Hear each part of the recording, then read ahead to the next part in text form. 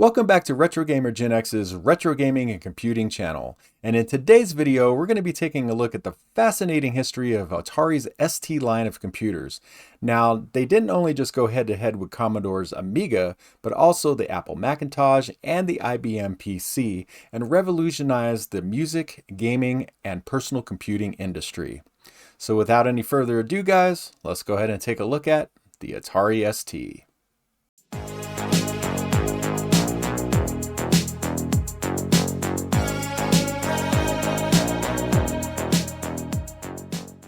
Let's compare the Macintosh Plus with the Atari 1040 ST. Note the Atari screen is much bigger, and the Atari is in color, good for drawing fruit, let's say.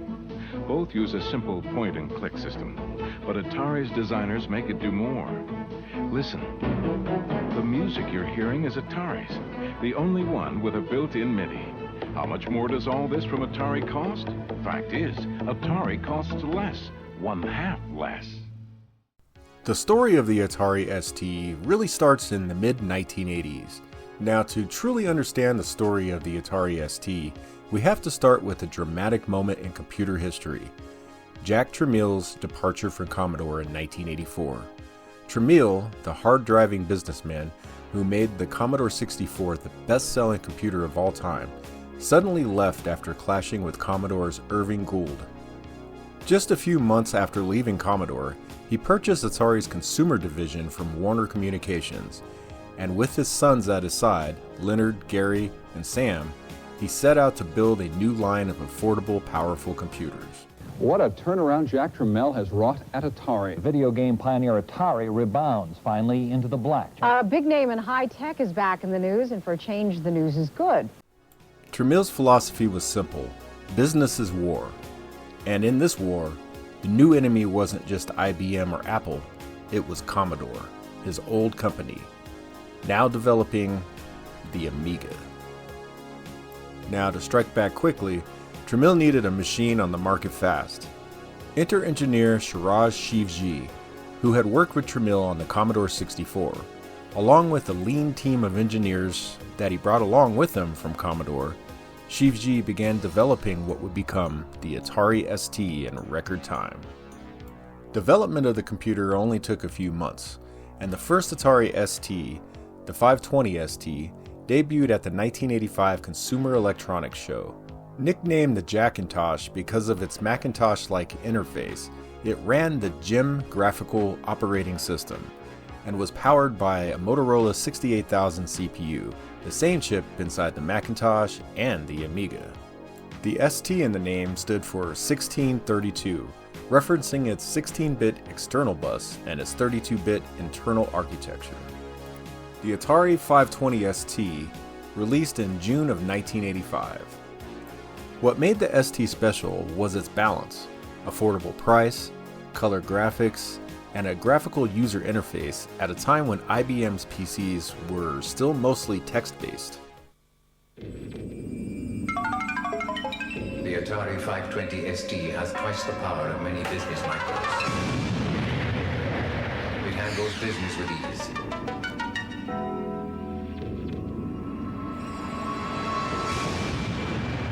It can paint pictures and make them move.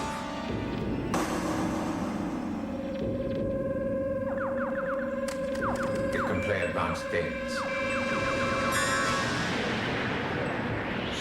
Yet it costs less than £300. The Atari 520 ST, power without the price. Atari marketed it as power without the price, and it lived up to that slogan. Now, just like the competition, the ST line quickly expanded. So the 520 ST was really the entry point computer. Then in 1986, Atari released the 1040 ST, which became famous as the first personal computer with a megabyte of RAM for under $1,000. It's a myth that the IBM PS2 has the most memory for the money. Atari shatters that myth. Fact is, the 1040 ST has 50% more memory, and it sells for a lot less. It's a myth that the Amiga has the most memory for the money. Atari shatters that myth. The 1040 ST has a huge 1 megabyte memory, twice the memory of the Amiga. Face the facts, the Atari 1040 ST is powerful and affordable. Atari shatters the myth. In 1987, Atari released the Mega ST, a line targeted towards professionals with expandable features. It came in two different models, the Mega ST2 with 2 megabytes of RAM and the Mega ST4 with 4 megabytes of RAM. In 1990, they released the Atari TT. This was supposed to be released as a Unix-based workstation, however those plans never really came to fruition. However, this computer did ship with 2 megabytes of memory and could be expanded up to 16 megabytes. In 1991, Atari released the Atari Mega STE with enhanced blitter graphics and Yamaha YM2149 sound. It could have 1, 2, or 4 megabytes of RAM. In 1992, Atari released their last computer, the Atari Falcon. It added more advanced audio and video capabilities, but by then, Atari was struggling to keep up with the rapidly advancing PC world, which we'll talk a little bit more about later in the video. Hey, you guys are still here. Well, if you guys are digging the content, don't forget to hit that like, that subscribe, and that notification bell. That way you get notifications every time I drop new content just like this. Also, if you want to help support the channel, consider becoming a member for as low as 99 cents a month or hitting that super thanks down below. Any kind of support that we do get goes directly back into the channel to help produce videos just like the one that you're watching today. Alright, well I'm going to go ahead and get back to producing, guys. Go ahead and enjoy the rest of the video. Well, let's talk a little bit more about the Atari ST. Now, one of its most lasting contributions was its role in music production. Atari made the bold decision to include built-in MIDI ports on the ST, something no other mainstream computer had. This made it an instant hit with musicians, who now could easily connect synthesizers and drum machines to the computer. Throughout the late 1980s and into the early 90s, the Atari ST became a staple in the recording studios, used by artists like Fatboy Slim, The Prodigy, and countless others. Now, of course, the ST had its renowned reputation as being a gaming machine. With its 16-bit Motorola 68000 CPU and strong graphic capabilities, it hosted many of the same titles as the Amiga. In fact, a lot of the games that came out on the Amiga were actually Atari ST ports. While the Amiga generally had the edge on graphics and sound, the ST carved out its own niche, especially in Europe, where it became a popular home computer platform. Games like Dungeon Master, Falcon, and Elite showcased the machine's capabilities. Despite its strengths, the Atari ST couldn't escape the shadow of its rivals. The Amiga was stronger in multimedia, the Macintosh had a loyal creative following, and the IBM PCs began dominating the business world. By the early 1990s, the ST line was losing ground and losing it fast. Atari tried to pivot with the Falcon, but it was too little, too late. By 1993, Atari's focus shifted away from computers entirely, moving back to its roots, releasing a new video game console, the Atari Jaguar.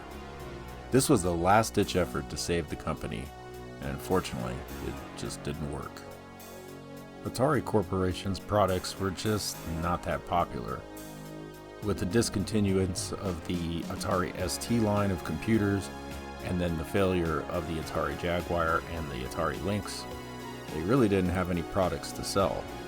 And the fact that Atari had won plenty of lawsuits against video game developers and publishers, keeping them afloat, Jack just really wanted out of the business. And in 1996, Jack decided to sell Atari to JTS Incorporated. So what is exactly the legacy of the Atari ST today? For one, it's remembered as a computer that brought music production to the masses, giving rise to a generation of electronic musicians, and it's also remembered as part of the legendary 16-bit wars of the 1980s, when innovation was fast, competition was fierce, and the companies like Atari and Commodore still dreamed of taking down IBM and Apple. But most importantly, the ST represents Jack Tramiel's relentless drive. It was a computer born of revenge, competition, and ambition. While it didn't win the war, it left a lasting mark on both computing and culture. The chairman of Atari has a motto he'd like us to follow. So Atari is going to show you that despite its image, IBM charges too much for the memory it gives you. That Apple Macintosh Plus costs far too much for the memory it gives you. Atari won't do that to be malicious, but to demonstrate that the Atari ST is nothing less than the best value in personal computers. Who's going to win the computer war? Stay tuned.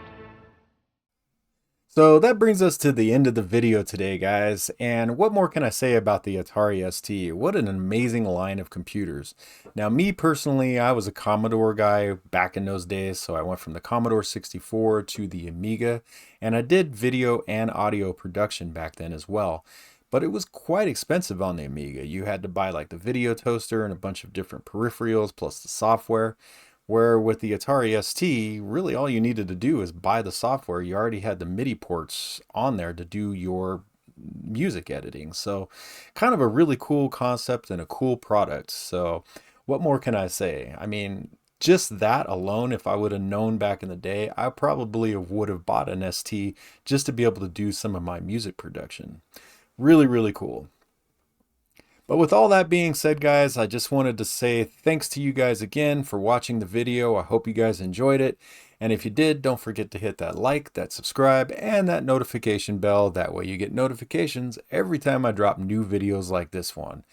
And if you want to help support the channel, consider becoming a member for as low as 99 cents a month or dropping a super thanks down below. All right, guys, I'm going to go ahead and get out of here. You guys have a great one. Peace out. Game over, man. It's game over.